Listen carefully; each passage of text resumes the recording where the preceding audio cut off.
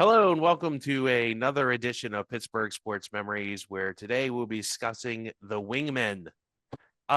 Everyone needs a good wingman like Batman and Robin, or Simon and Garfunkel, or Art Garfunkel. But a good wingman is key to winning. They may not be the superstar or the focal point of the team, but without them, the team wouldn't have been successful.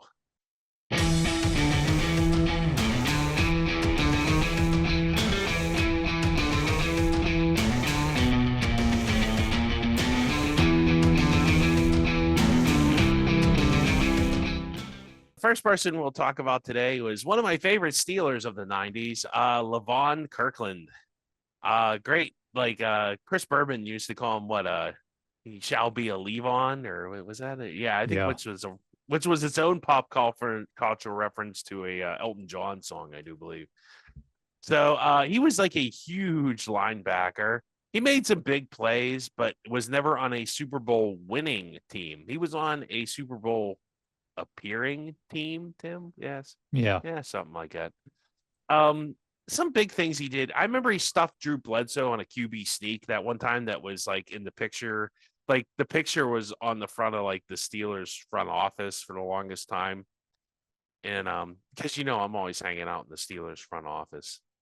Me and the scouts and Dan Rooney and now Art Senior or Art Junior, whatever. No, I just had heard that, obviously. He picked off, I think, Jim Harbaugh in the AFC Championship game, or I think, yeah, because that was the one where he ran step for step with Ken Dilger, the tight end. If you remember that, Tim. He was really good. He sacked Troy Aikman in Super Bowl 30, one of the few sacks the Steelers defense had of Troy Aikman in that game. They also, I think they held, how many yards did Emmitt Smith have in that game? Not many. He did score a couple of touchdowns, but he did not have many yards. Well, especially in the second half. And I always felt like, and I think we said it when we did that episode about that year and that Super Bowl, that Kirkland could have legitimately been the MVP of that game had Larry Brown not made those interceptions. Had Neil O'Donnell not thrown the ball? No, that's another episode. No. But I don't know. It was always one of my favorite players. He did get like kind of burned for that one third down play. He was drafted from Clemson. That's the infamous story by Bill Cowher where like, who didn't they get? They were supposed to draft somebody else and they were just like, oh yeah, we'll take Levon Kirkland. And it worked out for them. Funny how those things work out sometimes. Outside of Lambert, Hammer, Ferrier, he's probably the next best linebacker. Would it be fair to relate him like right behind James Ferrier?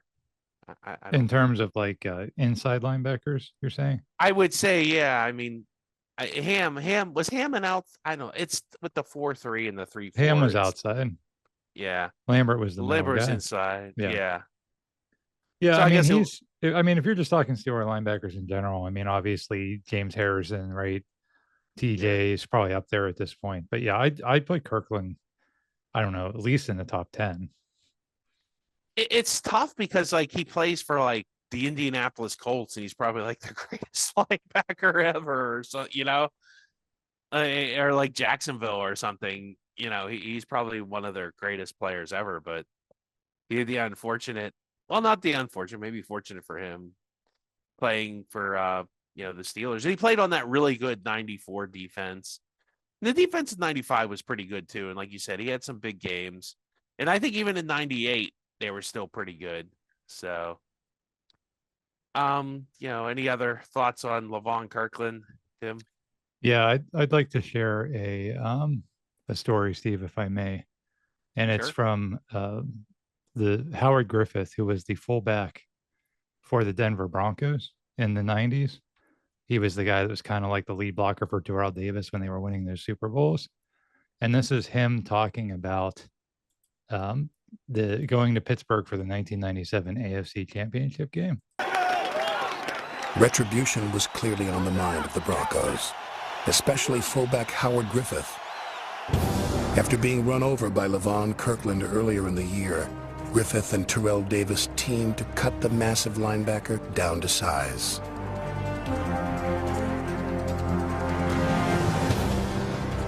Why you cut? Hey, man, Why are you 300 pounds? So you can't see Why, it. why you got to like try and end someone's career? Yeah. I guess that makes sense. In a block that would be illegal today. Yeah, right. And that was literally, not only did he have to cut block him to stop him, but and you can't see it in the obviously it's listening to it on the podcast, but if you watch the footage that they're showing there, he and Terrell Davis have to both block him. Like it takes two guys to stop him from getting to Elway because he's just so mammoth. So at the height of his powers, Levon Kirkland was better than anybody, I think, in the league. And you could hear it there. I mean, their whole game plan was geared. Their whole game plan for a championship game was geared around Levon Kirkland. And they still almost didn't. Yeah. Had to like pull out. Like, I think that was the Shannon Sharp catch was on him. And it wasn't like an easy catch. Like Shannon Sharp made a great play on him. So no, and he still had a good game. He picked off Yeah. Elway on the second play of the Yeah. game in that game. So yeah, Yeah. Kirkland was just a force. And well, a guy I that think- big shouldn't be able to run that fast. That was the insane part of Levon Kirkland. Right. He wasn't as big as Gilbert Brown, but my God, he's the biggest. I mean, he has to be the biggest linebacker I've ever seen. I mean, yeah, his career was pretty short. I mean, at least his time as a starter and as a dominant player was pretty short. Maybe that's why he's not. but up when you there have in terms of Howard Griffith steroids. diving at your knees, that's probably. Yeah, that probably didn't help. But yeah, one of my favorites. Always loved Levon Kirkland, number 99. He was pretty awesome. Moving to baseball, a guy named Brian Giles, or it would be Brian Giles. He was an outfielder and star of the late 90s and early 2000s Pirates. And remember all those great teams they had them? Oh, what a glorious time of losing I 100 know. games and all that stuff. It was the best. Yeah. So the big play really was like, I hate to boil down Brian Giles' like tenure with the Pirates to this, but he hit a grand slam off Billy Wagner to help the Pirates pull off an improbable comeback against the Astros. Pirates have scored 3 here in the bottom of the ninth. The Bucks have the tying run at first Ooh, base. Lanny Fateri, Tim. And a 1-ball pitch. Giles swings, drive to right field. Buccos win by way of a grand slam. Brian Giles, a line drive, grand slam into the right field seats. Count them. 6, 7, 8. Giles makes 9. Bucks win 9-8. There was no doubt about it. But anyway, that I hate to boil down his career to that, but geez, not much else went right for the Brian Giles era in Pittsburgh. He emerged as a power hitting outfielder. He had a streak of at least 35 home runs for 4 straight seasons. I didn't know that, Tim. That's pretty good. Mm-hmm. He batted no lower than 298, which is really solid, and was named Pirates Player of the Year each year. So he was traded. They brought him in from Cleveland, and they traded for him, and it actually was one of the few times the Pirates like made a successful trade. And It was I a would say- steal. They traded Ricardo Well, Racone, who was a relief Yeah. pitcher. I mean, That's and who I they think traded for him. though Cleveland had like I forget who the other 3 outfield. It was like Kenny Lofton and like 2 other guys who are pretty good. Like Cleveland really didn't need him. Like it wasn't like Cleveland really gave up something. It was like, oh my gosh, we really could have used him. It's like the 3 other guys they had were really good, you know. Yeah, that was the year after they had won the American League, so they were pretty stacked, and I guess they just Yeah. decided they needed pitching more than they needed another outfielder. Yeah, it wasn't like I don't think it was that big of a steal from Cleveland. I mean, it was definitely, a good deal for the Pirates, but I don't think it was really that bad of a deal for Cleveland either. But just my personal opinion. But tune back next week when I say the exact opposite. It was a total steal for the Pirates now. Besides like PNC Park, it's been one of the few things to see in that Pirates era.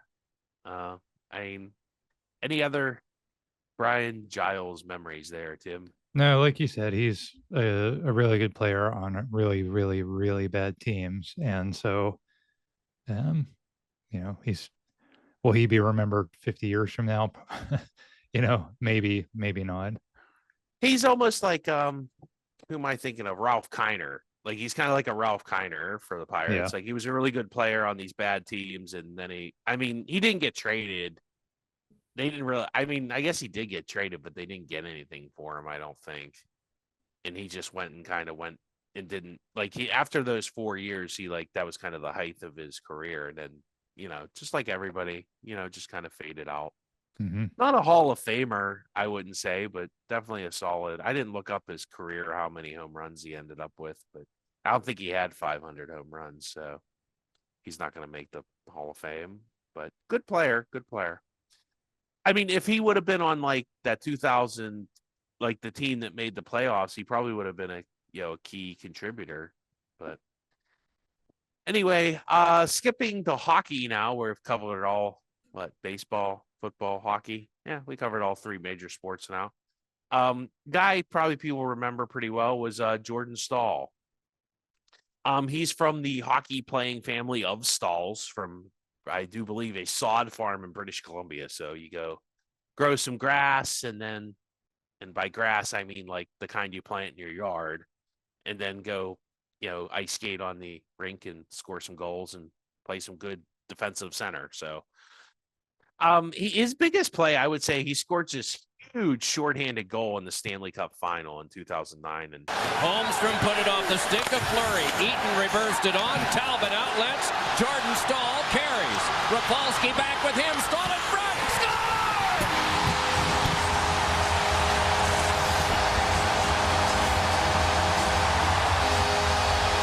Now, to set this was game 3, 4. correct? 4? It was game 4? Yeah. Okay, and the Penguins had lost both games to start the series in Detroit, which I think in hockey, once again, this is like one of those series where the Penguins bucked every trend. Like, I think I've heard, like, when you get a 2-0 lead in the Stanley Cup final, it's something like 60 or 70% of the time you win. And then they had won at home, and then I think the game was tied at this point, or I think that put them ahead, if I remember correctly. Either tied or put them ahead. And it was just a big... Detroit was winning 2-1 is what I... Yeah, and that tied the game. And I remember thinking that that's the goal that turned that series. I don't know why, but I just thought in my mind, like, because the Penguins were on a penalty kill, and Jordan Staal just, as you hear, takes the puck from his own end and just, like, scores on Chris Osgood. And I just always think that that's the goal that kind of, I know they had to go to game 7, and there's a lot of other big plays in that series. I think we did a podcast on that, didn't we? Mm-hmm. Yes, we did. So go back and listen to that. Was that the one Rob Scuderi making us save in game 6, and Fleury with the Secret Service save, and game 7 at the buzzer?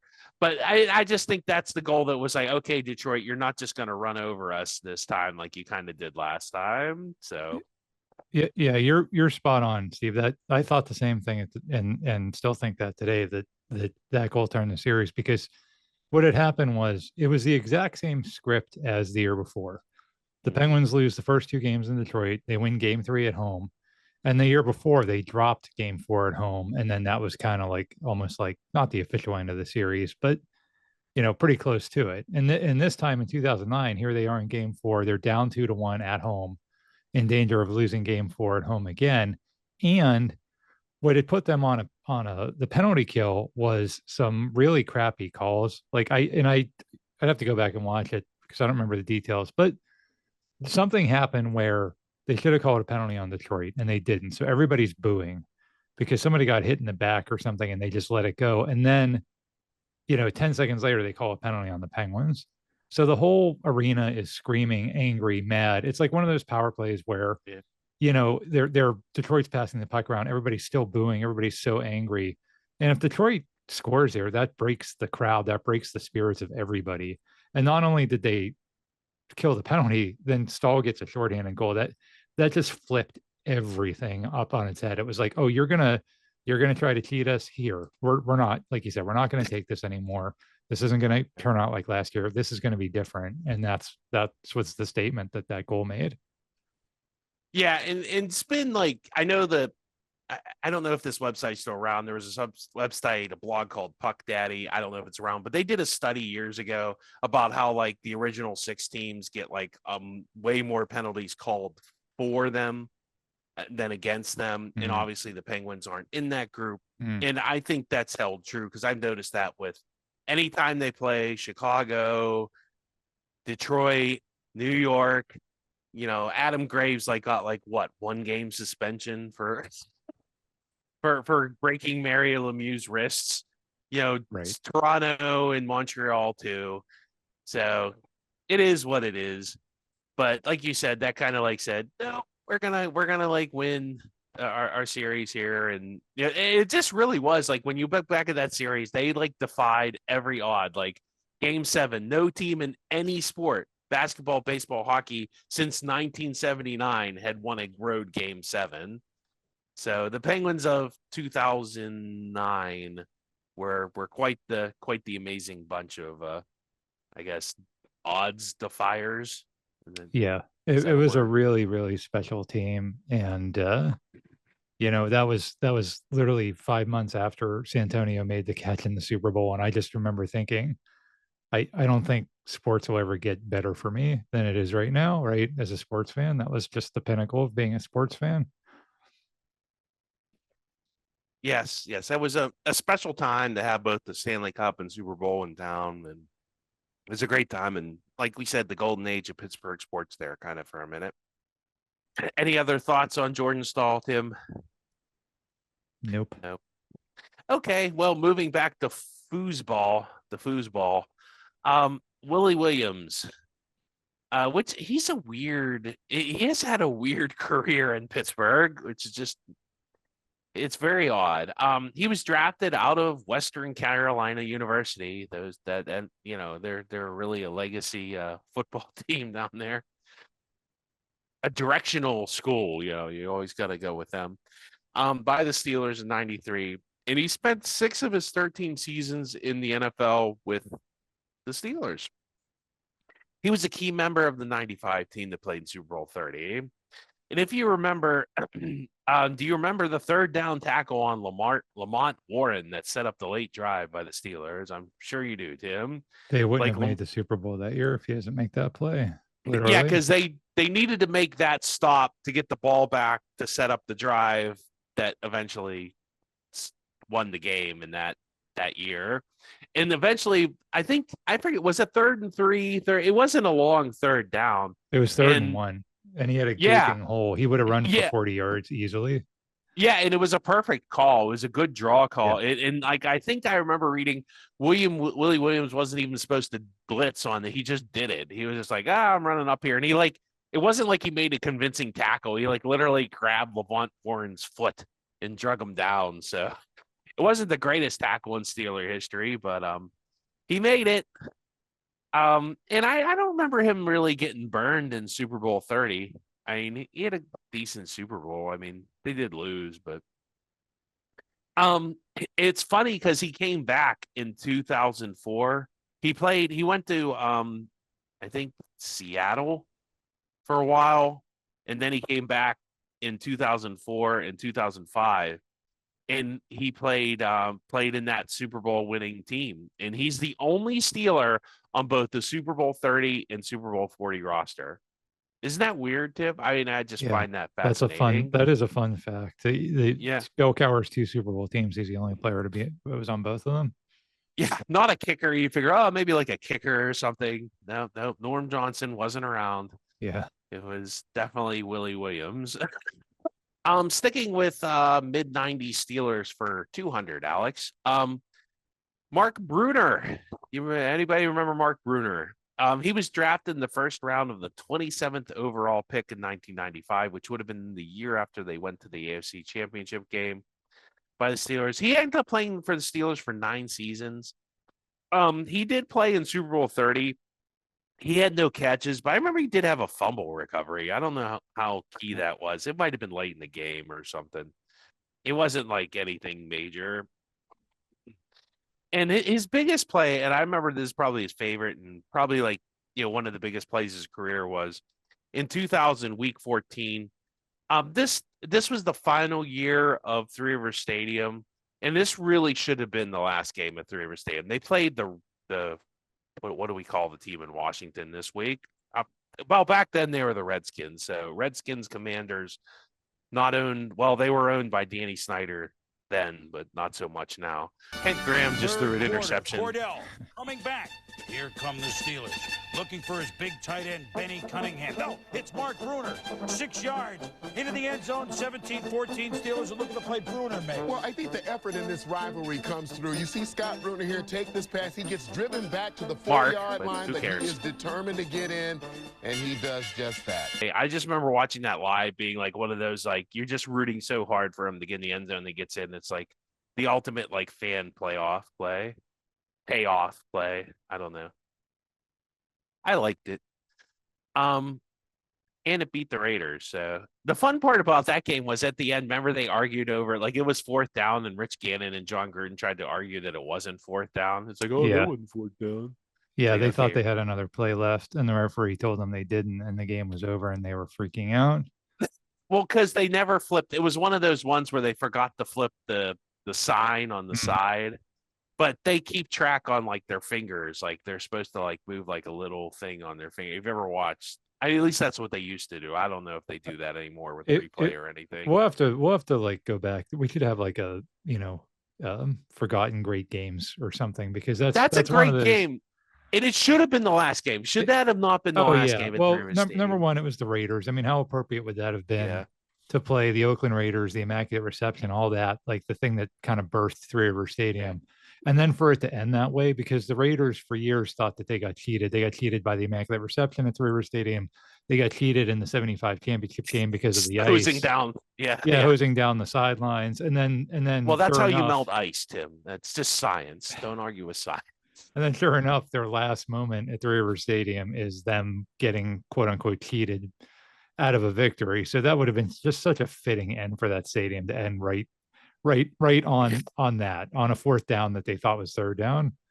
So going from a guy that's a really good guy and good teammate to the exact opposite end of the spectrum to a guy that's maybe not such a great character guy, but was a good player. That would be one Mr. Bam Morris. Bam, what a great name, huh? The fun fact, his real name is Byron. Did you know that, Tim? I forgot that. Yeah, and do you know how he got his nickname, Bam? I hope it didn't have anything to do with cocaine. No, it did not. It had him when he was like 5 years old. I guess he had a kid in a headlock and he was beating him up, and his uncle said he just was going bam, bam. So Bam Nice. Morris was a bully. So yeah, he was brought in to back up Barry Foster. He was a big back. His big plays, he scored a go-ahead score in the 1995 championship game. You remember, like, Ernie Mills caught the pass to the one, and then, like, Bam Morris, like, jumped. He liked to jump for, like, I don't know why. He was like 2 million pounds. He was bigger than Von Kirkland, and he liked to jump. Which I always made no remember that. sense. I remember that. And I think even if I remember Cowher kind of getting upset with him for doing that, Yeah. because he wouldn't just do that at the goal line. He would do that. No, he instead of running people over, he tried and, like, hurdle them all the Yeah. time. It's like just run somebody over. You're like, yeah, way bigger than Your everybody. name's Bam, for God's sake. Yeah, live up to that. During his career, he had 3,800 yards, 35 touchdowns. He also caught 103 passes. He was the leading rusher in the Steelers Super Bowl 30 loss. He gained 73 yards on 19 carries. So that's not great, but it's not horrible. Then his legacy. He got into a lot of legal trouble and then got cut and was replaced by some guys named Jerome Bettis. So the Steelers did okay. I don't know if he's in or out of prison. He's been in and out of prison ever since his NFL career. Like, he's been caught, like, bringing drugs into the country, and then he cut a plea deal, and then he got in trouble against this plea deal again. So he's definitely had a kind of a checkered post NFL career. So hopefully he gets things straightened out, and, be nice to see him come back to one of those Steeler reunion games, It was pretty Any- shocking at the time that the leading running back on the Super Bowl team, got caught with, it was like a van full of cocaine or something, Yeah. and got cut. I mean, literally like 2 months after the Super Bowl, he's cut. That was pretty shocking, because if you've been an NFL fan for as many years as we have, there's a lot of forgiveness in the NFL for, really good players. But that was just like above and beyond, and the Steelers had to cut ties with him. And yeah, it's unfortunate because he was a really good player, but just for a very, very short amount of time. Going back to Pirate players that played for crappy Pirate teams, this would be Jason Kendall. Jason Kendall was drafted out of high school to the Pirates. He made his major league debut in '96. I do believe he played on the Freak Show Pirates, which we covered in a podcast recently. He was pretty good. He was pretty good on that team. He was like, I think that was his first or second year. He was really good. He did sign a 6-year contract extension worth $60 million. That was the most expensive contract in Pirates history, and it made him the second highest paid catcher at the time behind only Mike Piazza. Really, the thing he's probably most remembered for is his dislocated ankle. When he broke his ankle running to first base, that was devastating. That was in '99. He was an all-star in '98 and 2000. NL Rookie of the Year. He hit 300 his rookie year. He walked a lot, but do you remember the way how he would walk, Tim? No. Why he got so many walks? Oh, because he got hit. Yeah. Yeah. Yeah. He would lean out over the plate. Yeah. It's funny because later in his career, he got in a big fight when he was, I think he was with he was in the American League, I want to say, with the A's. Oakland. Yeah. Yeah. And John Lackey got mad because he would wear that big arm protector, like, what's his name? Like Barry Bonds. And he would lean out over the plate and like get a free base. So John Lackey took exception to that and ended up like a bench peering raw. Yeah, he really was one. Him and Brian Giles are really only maybe Jack Wilson, the only bright light in those 20 years of losing that the Pirates really had. Moving back to football, Eric Pegram, the other half of the Thunder and Lightning combo that was Bam Morris.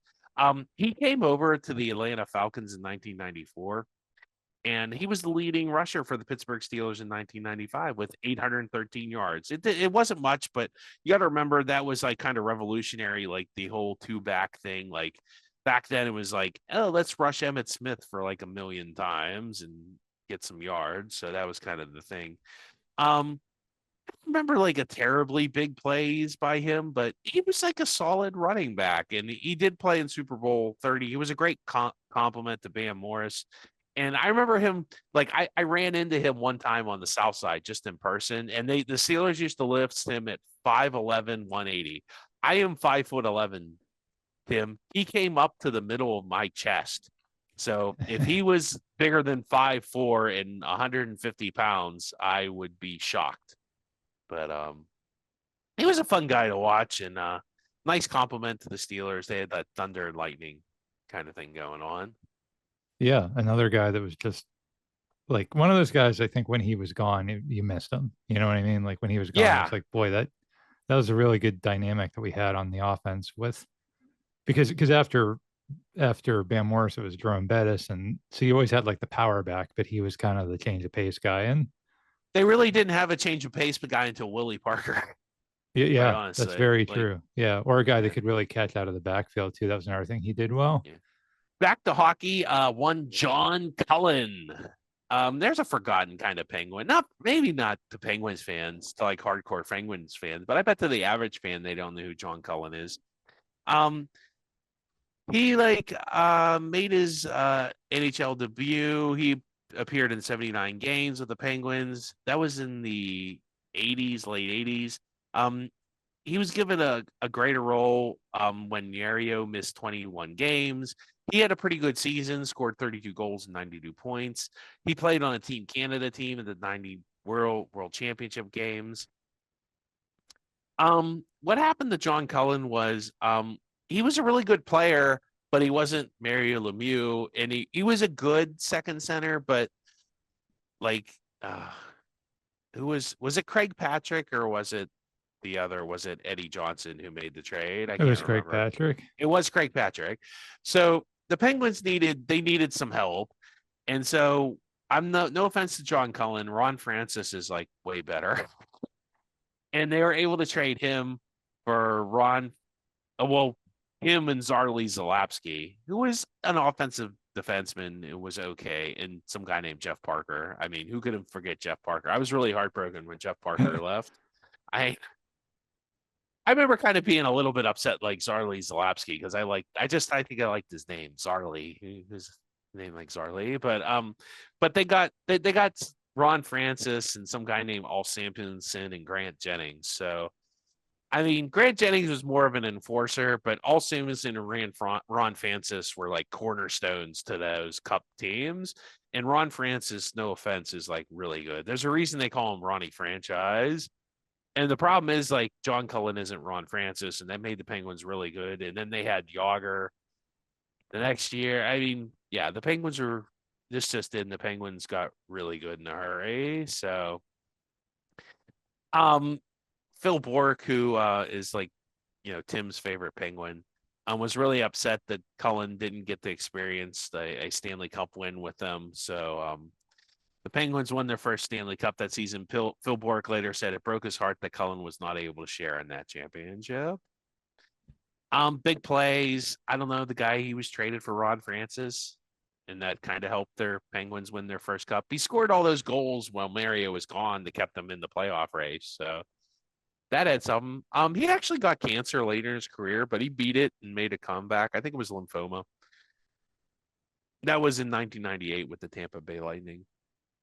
So good for John Cullen. Seems like a decent guy. Just had some bad breaks along the way.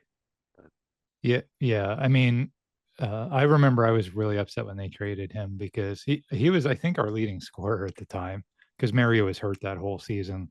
Yeah, and he played well. It wasn't like he was a bad player. He just wasn't Ron Francis. No, and Craig Patrick, that was smart because he capitalized on, like, Hartford was falling apart. And John Cullen was never going to be that good again. Yeah. So he kind of like realized, okay, this is the height of John Cullen's powers, and I could probably get, Ron Francis and Ulf Samuelsson if I traded him now. And so, yeah, good on Craig Patrick. I think we don't win a Stanley Cup if not for that trade. But I always loved John Cullen. I still have the hockey stick that I had when I was a kid that is autographed by John Cullen. Nice. Because I met him at, they had like a signing at the old Allegheny Center Mall. You could wait in line and get his autograph, and I waited in line for like 2 hours and got to meet him and everything. So I was always a big John Cullen fan, and he showed up on time and waited the whole time. He did, yes, unlike some other players. That may remain nameless. Yes, but you mentioned him earlier. He actually came back to the Penguins in 1995. He actually had a second stint with the Penguins, but by that point he was, later in his career. And then, like you said, the bout with cancer and everything. But you're right. Really, really good player. A guy that, again, like you said, if it would have kind of like some of these other guys, like if that were more of an extended period of success, or if he stays on that team and they win the Stanley Cup with him on the team, then he's much more remembered as a potential Penguins legend. Moving back to people, probably nobody's going to remember this guy, except for me and you, Tim. I know you'll remember him. Latif Grimm. And he's not part of the Brothers Grimm. He didn't tell any spooky stories for kids, but he had 2,607 receiving yards and is the sixth most in school history. He had some big catches against Penn State in the 1999 game.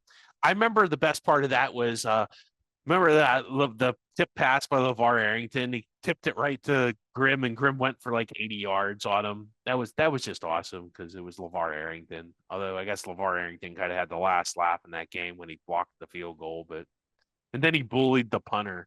It was like, ooh, okay, tough guy. Yeah, it's like, all right. He was a good college receiver. He led the Big East in yards and receptions in 1998 and 1999, and touchdowns receiving in 1998. And then for some reason in 2000, his production really dropped off. I have highlights from the Penn State game. I'm not going to play them because I'm not paying Penn State highlights. Sorry, Penn State fans, you can go watch them after the podcast. And do you know why his receptions really dropped off? And that was the season in Three River Stadium. Tim, do you remember Yeah, it that? was because of Antonio Bryant. Yeah, well, Brown, or no, Bryant. Right. You're right. I said it wrong.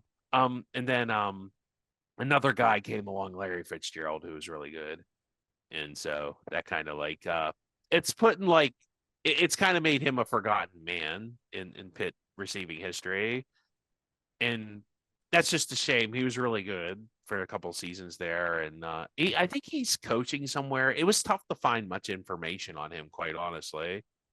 So it's a shame. It'd be nice to see them like bring him back for like a Pitt, game, or maybe they will. Maybe they have. Maybe I missed it. I don't know. So yeah, I mean, you could thinking- argue that Antonio Bryant doesn't have the success he has because at the time Lateef Grimm was the guy defenses had to focus on, and I think that opened up the field for, especially because Antonio Bryant used to run those deep patterns, and I think that opened up the field for him just because Grimm was really good. But like you said, he didn't have the numbers or certainly didn't play on any like really memorable teams that did anything. So well, he played on that. He played in the last game at Pitt Stadium, if I remember correctly, and he had some decent catches. Like Brian Cole kind of stole the show, but I think Grimm had a couple catches too. Yeah. And it wasn't bad. He was just more of a possession guy, and Bryant was more of the flashy guy, the tall and speed guy. So, and neither of them had really good quarterbacks. Like they had John Turman and David Priestley throwing them the ball. So, I mean, I guess take that as what you will, right? Like you said, prototypical wingman, prototypical Robin. That was Lateef Grimm. Moving on to another guy who I misspelled his name as Louisiana Polite, which it sounds so much better than Lusaka. I don't know. Lusaka is a great name, but Louisiana Polite sounds like he should be like a 19th century gambler. I lost all my money to but Lusaka Polite accepted a football scholarship from the University of Pittsburgh. And I remember him, and I've told this story before, was who was the other running back? I've said his name before. I can't remember. Barlow. Dustin Pisciotti. Oh. And remember when they got him from the big football school in Philadelphia, Central Bucks West, and Dustin Pisciotti this, Dustin Pisciotti that. Well, Dustin Pisciotti, even if he wouldn't have gotten his concussions, never would have seen the light of day because they had this guy, and this guy was a very good fullback, and people forget it. He had not a lot of carries because he's a fullback, but the one big touchdown. They were playing Virginia Tech in 2003, and Virginia Tech was ranked. And I think Larry Fitzgerald was on that team, and Bud Foster was a defensive coordinator, and still hasn't figured out that you probably should double cover Pitt's wide receivers. But at that point, they were like first and goal from like the 1, or maybe it was third and goal from like the 1, and they gave the ball to Lusaka Polite, and he just ran over like half the Virginia Tech defense and scored a big touchdown. That ended up to be the game clinching. And I remember being at that game. I remember thinking when they scored that touchdown, I knew Virginia Tech was done, even though there was like 2 minutes left. And you know why I knew that game was over? Because Marcus Vick was their quarterback. Yes, thank you. I knew there was as long as we didn't, because like I think they had a good kickoff return guy. I was like, as long as once we tackled the kickoff return guy, like I knew, well, this is over. Pack it up. And literally, Marcus Vick did not disappoint. He literally threw an interception, I think, on the second play of that drive. Yeah. So yeah, I was not really too concerned.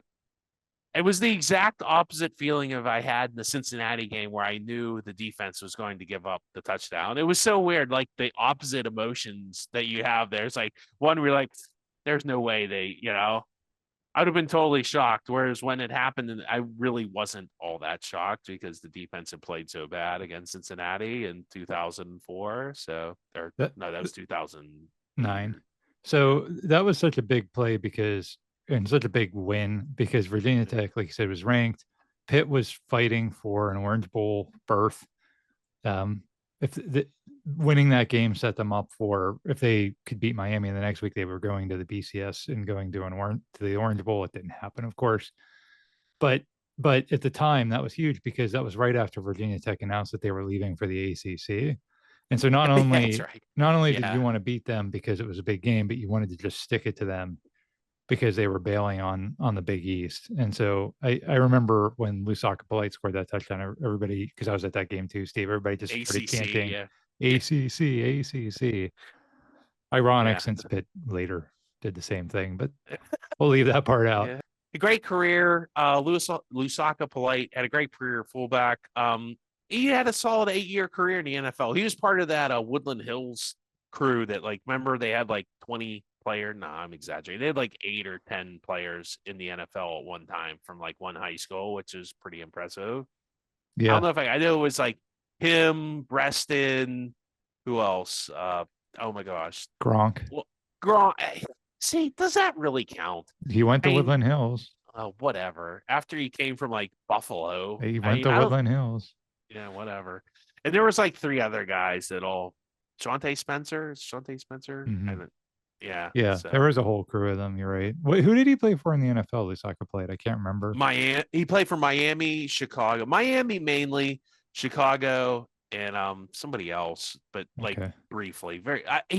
He was on the New England team, that one of the New England teams that won a Super Bowl, but I didn't see that he had many carries or anything. So he didn't. Yeah, he just didn't have a lot of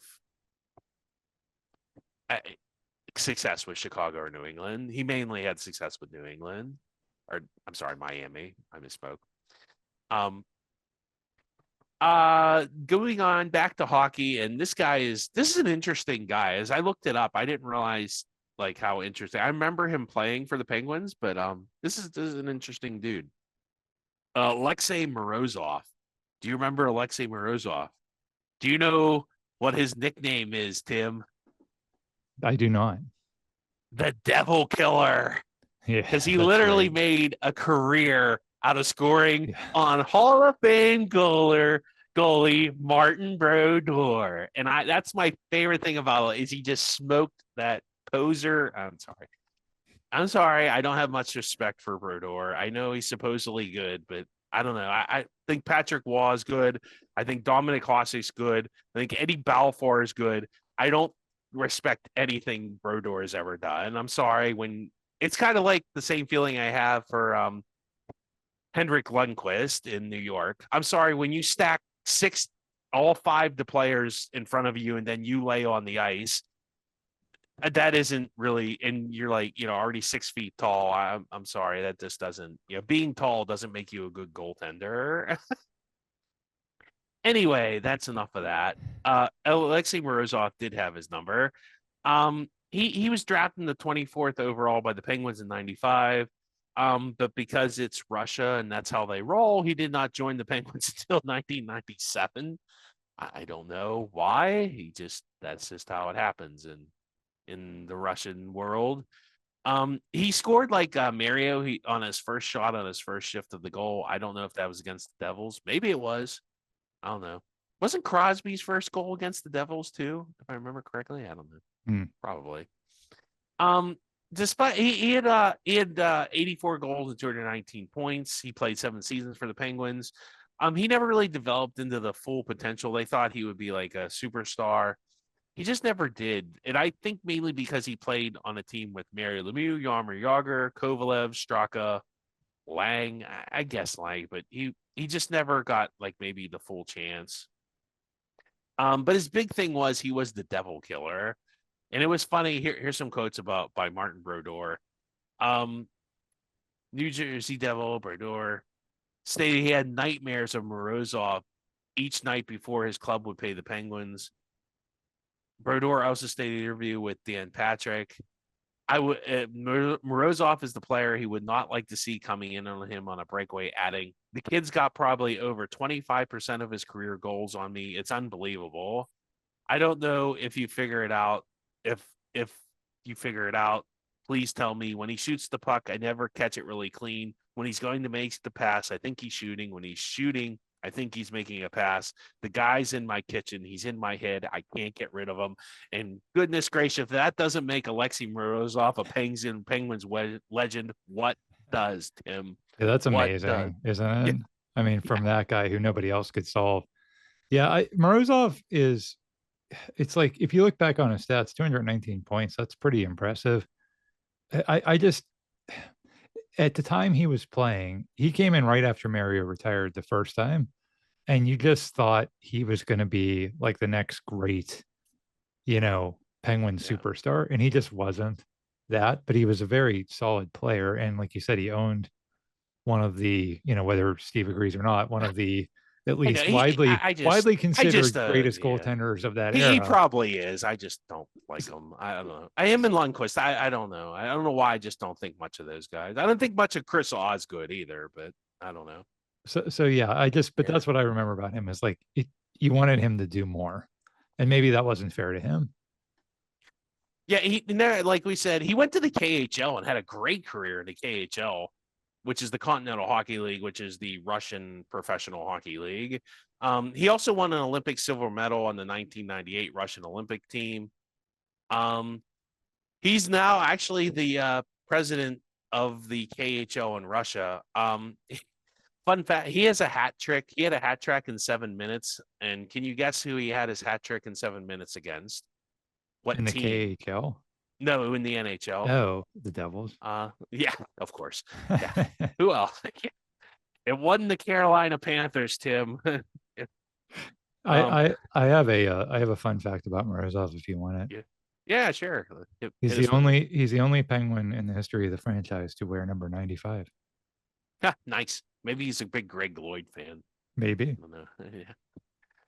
Yeah. So he's just a great player, fun player to watch. I don't know how things are. I mean, I guess he's working in Russia now, so God bless him.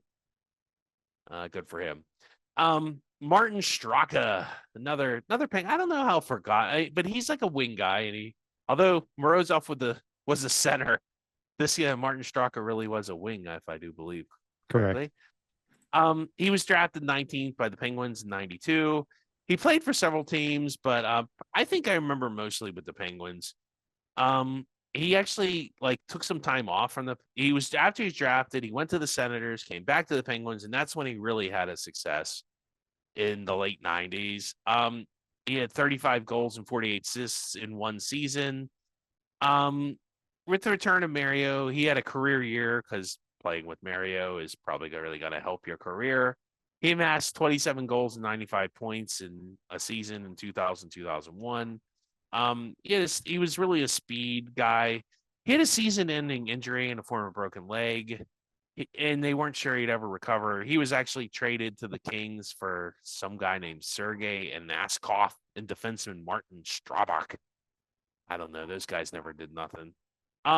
His big play was, I guess we'll try and play this again, Tim. Created a lane with traffic in front and tried to make the pretty play. I wonder if Alexei Morozov, who's playing a lot tonight, has ever been over 20 minutes of ice time in a game before. Probably, but he's close to that again. Here's Marty Straka, loose, heads for the net, he scores!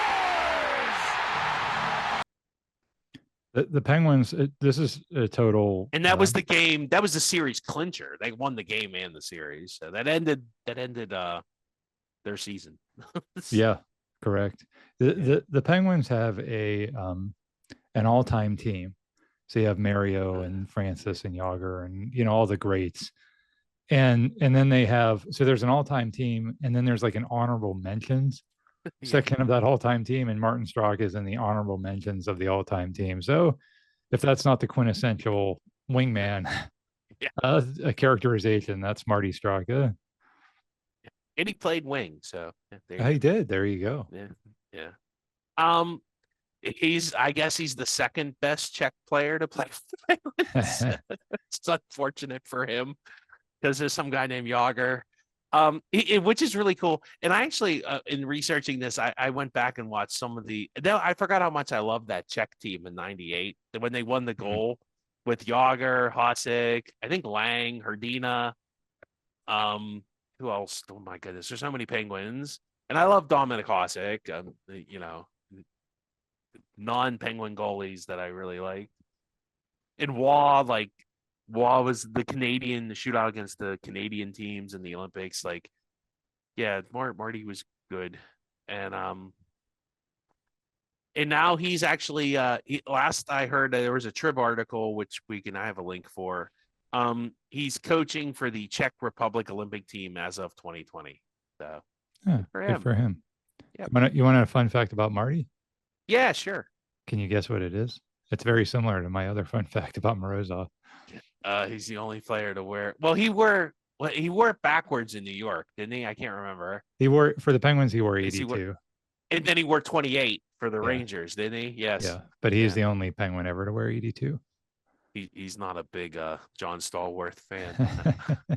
Maybe. Or Curtis Martin. I don't know, in college or pros. That was the pros. Yeah. Going back to the Steelers, a guy named Chris Oldham.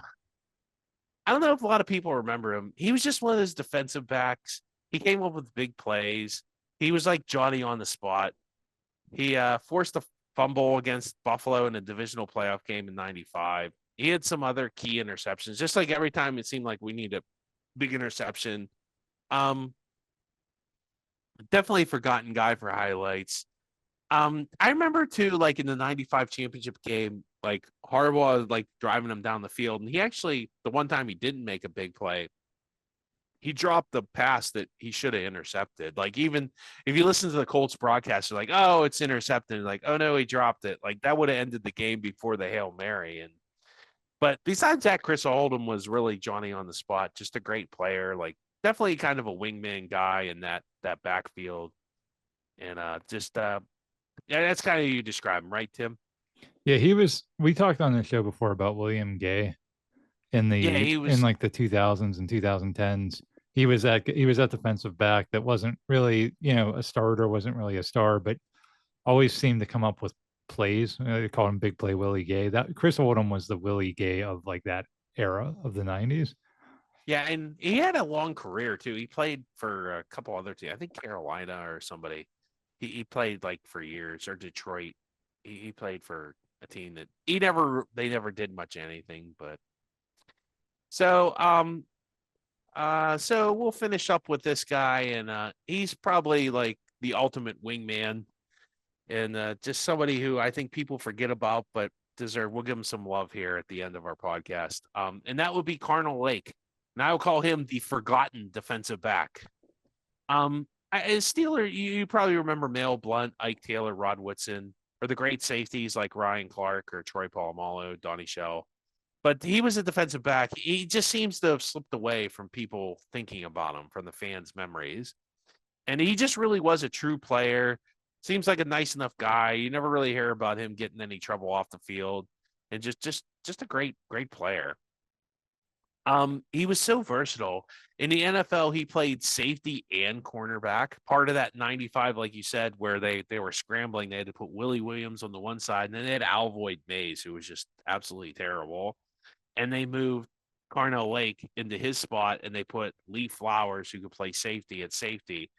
And they actually had a serviceable defensive backfield at that point. And that's kind of what carried them all the way to the Super Bowl, was that defensive backfield. He made many big interceptions and big plays. He's in that Giants game. I think he makes a turnover.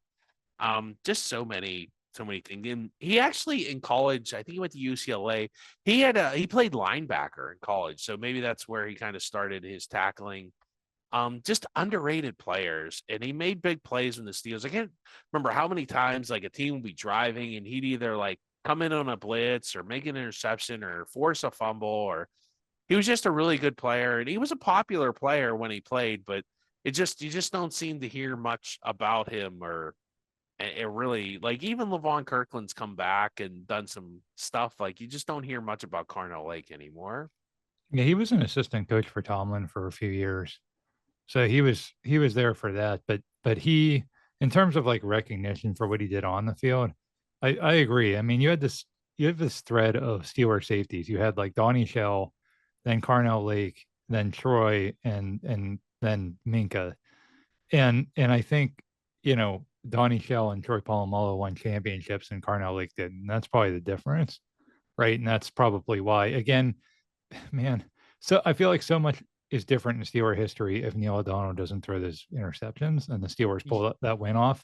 I just think a lot of players from that era are remembered differently. I just think so much changes, and maybe for Carnell Lake specifically, he's recognized as one of those all-time great players. I mean, he's in the Steelers Hall of Honor, so he's gotten that recognition. Yeah, that's why I was just looking. There he is. Yeah, he is in the Hall of Honor. But I mean, he'll never really be considered for the Pro Football Hall of Fame. And at the time, that's kind of odd, because at the time you would have thought, man, he's a potential Hall of Famer. And now it's like no one would ever even consider him. But he was a great player.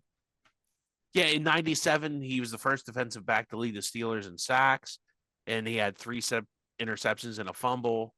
He was voted All-Pro in '97. That was probably, just when Lake got told by Dick LeBeau that he was moving to corner. He arrived at work at 6 a.m. LeBeau did, and Lake was already at the stadium waiting for the tutorial to begin. So just a good team guy, team player. What dedication. What a great player. And, nice to see at least the Steelers. And the Steelers, I think, for the most part, as long as you've not been a jerk to the organization, and even some guys who have, they've really, done well by the former players. They give them recognition. They, give them the cheer. Like I'm sure at some point they'll have the Super Bowl 30 or something, the 94 team come back, and Carnell Lake will be there, him and Cordell. Have they had that? You go to more Steeler games than I do, so. I don't think so, but yeah, you're right. They should honor this. I mean, it's. They right. will. They don't typically honor teams that didn't win a championship, but no reason why you can't. Or they'll have just like, oh, here's the greatest Steelers of the '90s, and I'm sure he'll be out there. Mm-hmm. Yeah, maybe they'll do something like that. So. Good for him. It's good to see him. We're going to give him his recognition and his props. Favorite player, good guy, and just a fun player to watch. And those teams are really good and really stacked with some other great players. But Carnell Lake, you definitely can't shortchange him. Well, thanks for listening. And if there's anybody I forgot to add, please let us know in the comments on any social media you would like: Twitter, Facebook. Are we on Instagram? We're on Instagram. You can follow us on all the regular podcast service. Spotify is always a favorite. That's always a fun one. And word of mouth is great. Tell your friends, tell your family, tell your mailman, whatever. Plumbers, mailmen, all the skilled tradesmen. That's who we're going for. But thanks for listening, and we'll catch you next time on the Pittsburgh Sports Memories podcast.